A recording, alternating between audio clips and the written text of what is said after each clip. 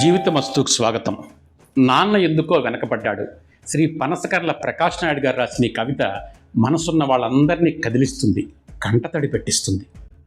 నాన్న ఎందుకో వెనకబడ్డాడు. అమ్మ 9 నెలలు మోస్తే నాన్న 25 ఏళ్ళు. రెండూ సమానమే అయినా నాన్న ఎందుకో వెనకబడ్డాడు.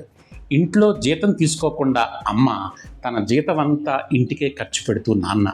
ఇద్దరి శ్రమ సమానమైనా నాన్న ఎందుకో వెనకబడ్డాడు. ఏది కావాలంటే అది వండి పెడుతూ అమ్మ, ఏది కావాలంటే అది కొనిపెడుతూ నాన్న.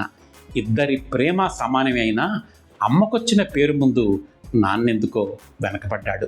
ఫోన్లోనూ అమ్మ పేరే, దెబ్బ తగిలినప్పుడు అమ్మ అని పిలవడమే. అవసరం వచ్చినప్పుడు తప్ప మిగతా అప్పుడు గుర్తు రానందుకు నాన్నేమైనా బాధపడ్డాడా ఏమో. ఇద్దరూ సమానమే అయినా పిల్లల ప్రేమని పొందడంలో తరతరాలుగా నాన్నెందుకో బాగా వెనకబడ్డాడు.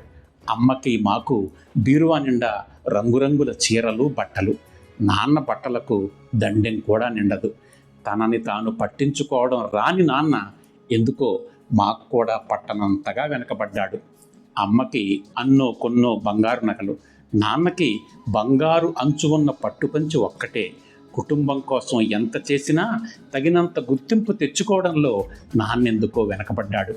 పిల్లల ఫీజులు ఖర్చులు ఉన్నాయి, ఇప్పుడు ఈ పండక్కి చీర కొనద్దు అంటుంది అమ్మ.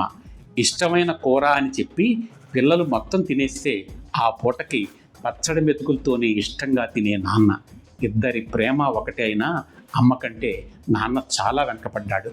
వయస్సు మళ్ళాక అమ్మ అయితే ఇంట్లోకి పనికొస్తుంది, నాన్న అయితే ఎందుకు పనికిరాడు అని మేము తీర్మానం చేసుకున్నప్పుడు కూడా వెనకబడింది నాన్నే.